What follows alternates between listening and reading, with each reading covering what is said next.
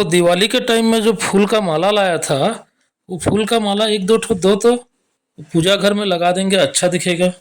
दिवाली के टाइम पे जो लाया था। हाँ, ढूंढ रही हूँ, लेकिन 1-2 घंटे लग जाएंगे। क्या? एक दो घंटे? अरे रहने दो, मैं बाजार से एक ठो नया वाला ले आता हूँ। अरे नहीं, रुको तो। मार्केट से पैसे खर्च करके क्यों लाना है जो सामान ऑलरेडी घर में है।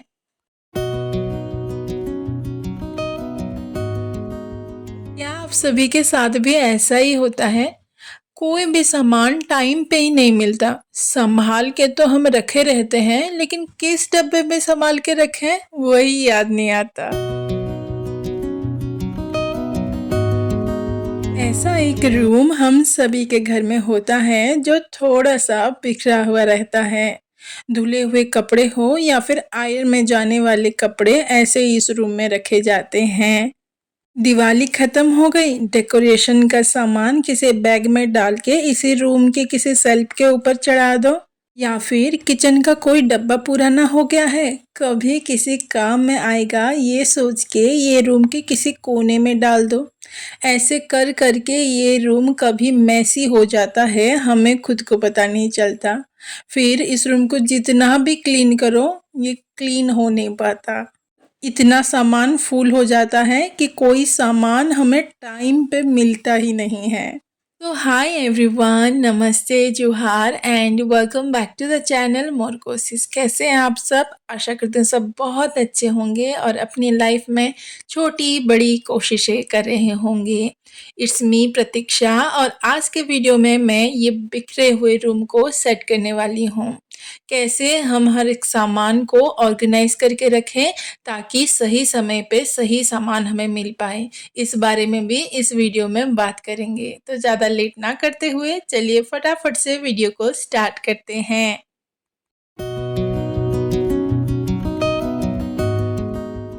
यहाँ पे आप लोग देख ही पा रहे होंगे कि शेल्फ में कितना सारा सामान फुल है। इसमें से अगर मुझे कुछ सामान ढूंढना हो तो मुझे 1-2 घंटा तो आराम से लग जाएंगे। हम सभी का आदत होता है, कहीं पे भी खाली जगह देखा तो सामान लाके वहाँ पे रख देते हैं और सोचते हैं कि बाद में फुर्सत से टाइम निकाल के उसे अच्छे से रखेंगे, लेकिन वो बाद में वाला टाइम, वो फुर्सत वाला टाइम कभी नहीं आता और धीरे धीरे हमारा रूम मैसी हो जाता है। पहले तो मैं इस शेल्फ में जितने भी बिखरे हुए सामान हैं उसको नीचे डाल रही हूँ और उसके बाद इसको एक एक करके मैं ऑर्गेनाइज करूँगी।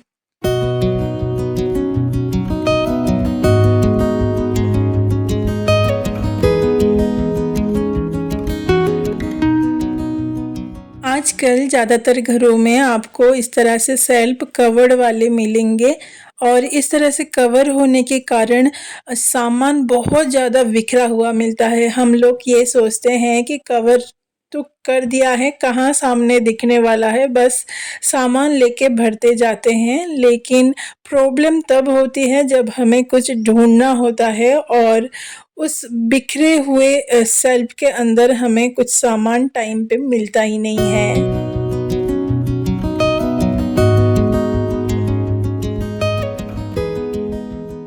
Decluttering is extremely important as it can significantly improve your mental health by reducing stress and anxiety. व्यवस्थित घर हमें चिंता और तनाव देती है, इसीलिए घर को व्यवस्थित रखना बहुत ही ज़्यादा इम्पोर्टेंट है। मेरी कोई पुरानी कुर्ती हो गई, माँ की साड़ी या फिर आरुष का कोई पुराना ड्रेस वगैरह, मैं ये सोच के स्टोर करके रखती थी कि कल मैं रीयूज़ करूँगी या फिर कुछ डीआईवाई बनाऊँगी। लेकिन हमें ये समझना पड़ेगा कि जो सालों साल घर में पड़े आज तक काम में नहीं आए, तो आगे भी वो काम में नहीं आने वाले हैं। ये नहीं कह रही कि पुराने सामान को स्टोर करके ना रखो, स्टोर करके रखो, रीयूज़ करना बहुत अच्छी बात है, लेकिन बीच-बीच में डीक्लटरिंग ज़रूर करना। मैंने भी रीयूज़ में आने वाले कपड़े मैंने ऐसे 2 जूट बैग बड़े वाले में स्टोर करके रख दिया और जितने भी ऑन यूज़ कपड़े थे उसको मैंने डिस्कार्ड कर दिया। पुराने कपड़े का आप क्या करते हो? क्या उसे डस्टबिन में डाल देना चाहिए या फिर पानी में बहा देना चाहिए? क्योंकि जलाते तो नहीं हैं। इसके बारे में किसी को अगर जानकारी है तो प्लीज़ कमेंट सेक्शन में बताइएगा ज़रूर।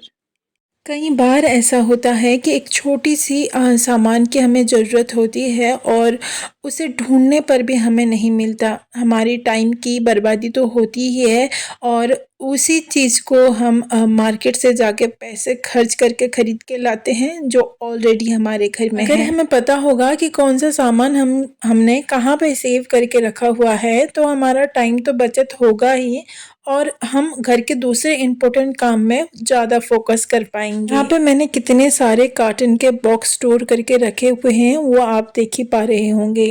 इस बॉक्स में से कौन से बॉक्स के अंदर मैंने क्या रखा है मुझे कैसे पता चलेगा? इसका भी एक सिंपल सॉल्यूशन है। आप कोई भी बॉक्स में कुछ भी सामान रखते हैं तो बॉक्स के ऊपर उसे लिख लीजिए कि अंदर आपने क्या रखा है। जैसे कि दिवाली के डेकोरेशन वाले लाइट्स मैंने इस पॉलीथीन बैग में संभाल के रखे थे। संभाल के तो रखे थे लेकिन ऊपर मैंने लिखा नहीं था कि अंदर मैंने क्या रखा है। इसी वजह से जितना ढूँढने से भी मुझे ये मिल ही नहीं रहे थे। हमेशा याद रखिए आप कोई भी बॉक्स, पॉलीथीन बैग किसी पे भी कोई सामान रखते हैं तो ऊपर ज़रूर लिख लीजिए कि अंदर क्या रखा है। कोई भी स्केच पेन, मार्कर या पेन से आप लिख सकते हैं। मैं सारी बिखरे हुए सामान को अच्छे से सेट करने वाली हूँ ताकि आगे आने वाले समय में मुझे इसे ढूँढने में परेशानी ना हो।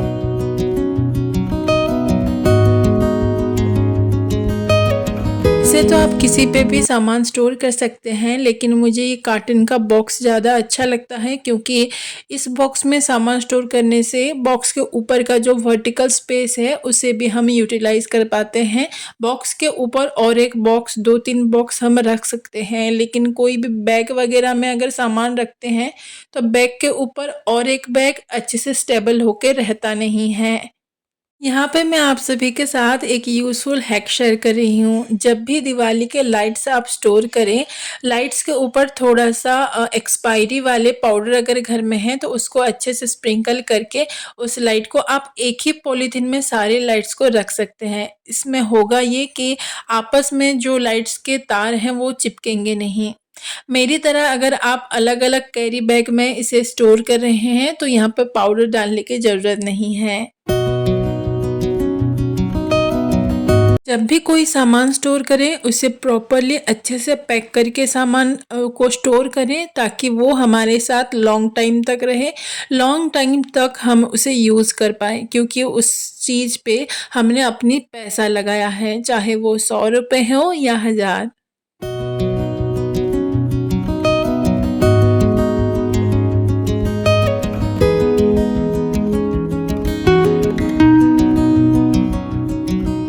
जब भी आप कोई सामान स्टोर करें, store it in a strong box और bag so that you do not have to worry about replacing it again and again if it gets damaged।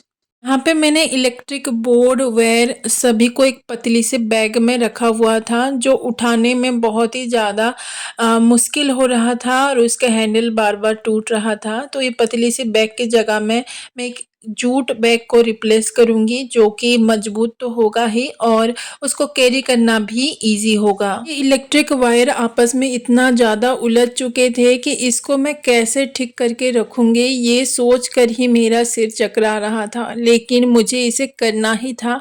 आज अगर मैं थोड़ी सी मेहनत करती हूँ तो कल को मेरी होम मेकिंग ईज़ी होगी, मेरी टाइम बचेगी। यहाँ पे मैं एक जूट बैग का यूज़ कर रही हूँ और उसके नीचे मैं एक कार्डबोर्ड का पीस लगा रही हूँ ताकि वो चारों तरफ से फैले ना। जब भी हम कोई भी फैब्रिक बैग यूज़ करते हैं तो वो अपने शेप मेंटेन नहीं करती, वो चारों तरफ से फैल जाती है और बहुत जगह ऑक्यूपाई कर लेती है। कुछ इस तरह से वायर को मैंने सेट करके रखा कि बैग के अंदर क्या है, कितने क्वांटिटी में है, हमें क्लियरली पता चल रहा है। आजकल सभी के घर में आपको भर-भर के कार्डबोर्ड के बॉक्स मिलेंगे क्योंकि सभी ऑनलाइन शॉपिंग के दीवाने हो चुके हैं और ये यूज़फुल भी होते हैं। कार्डबोर्ड बहुत से डीआईवाई या फिर बहुत से चीज़ें हम इसे बना सकते हैं, लेकिन इस तरह से अगर बॉक्स को अगर हम कहीं पे भी रखते हैं तो ये बहुत जगह ऑक्यूपाई कर लेते हैं और कोई भी सामान एक्स्ट्रा हम उस जगह में रख ही नहीं पाते। फिर हमें चिड़चिड़ाहट सी होती है और सारे बॉक्स को लेके फेंक देते हैं या जला देते हैं। है ना, होता है ना। तो यहाँ पे आप क्या कीजिए, बॉक्स के पीछे एक सेलो टेप से उसे सिक्योर किया हुआ होता है, उसको आप सिंपली कट कीजिए, इस तरह से कुछ फोल्ड कीजिए और एक बड़े से कार्टन के बॉक्स में उसे डाल के अच्छे से रख दीजिए। देखिएगा कितने कम जगह में आपके बहुत सारे बॉक्सेस आ जाएगी। जब भी कोई बॉक्स की ज़रूरत हो, सिंपली निकाला, नीचे सेलो टेप लगाया और आपका बॉक्स रेडी है यूज़ करने के लिए।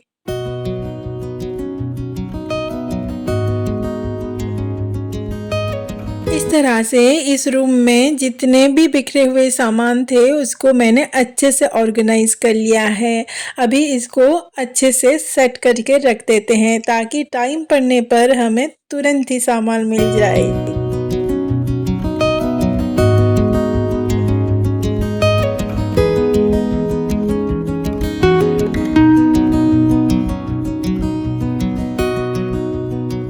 थोड़ा सा टाइम और थोड़ा सा मेहनत करके मैंने इस बिखरे हुए रूम के बिखरे हुए सामान को कर दिया है सेट।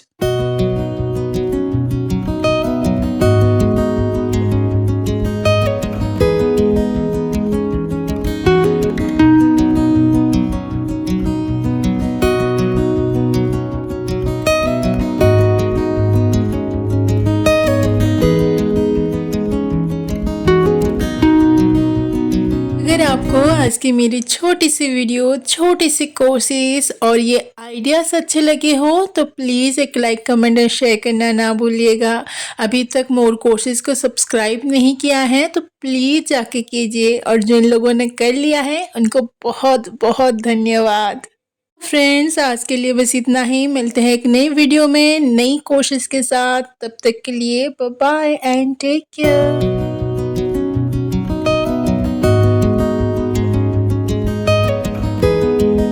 वैसे इस रूम को सिर्फ मैंने सेट किया है, मेकओवर अभी बाकी है। जब भी करूँगी आप सभी के साथ ज़रूर शेयर करूँगी।